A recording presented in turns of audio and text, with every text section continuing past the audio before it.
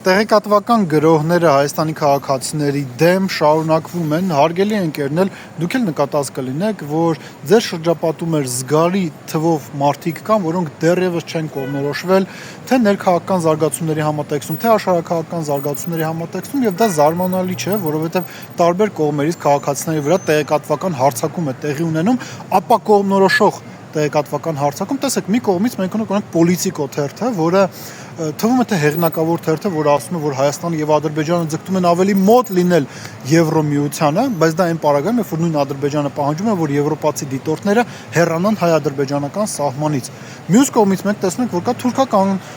կուսակցություն փաստացի Հայաստանում, որը ասում է, որ Թուրքիան եւ Ադրբեջանը գրեթե մեր դաշնակիցներն են, բարեկամներն են, միջև հիմա Ժիրայր Լիպարյանը ասում է, Թուրքիան Հայաստանի վրա չի հարձակվել, որտեղ վտանգ մենք չենք ներկայացնում իրենց համար։ Ժիրայր Լիպարյանը չի կարող չիմանալ, որ թուրքերը մեր վրա չեն հարձակվել, որտեղ Ռուսաստանի եւ ՀԱՊԿ-ի անվտանգային հովանոցը դեռ շարունակում է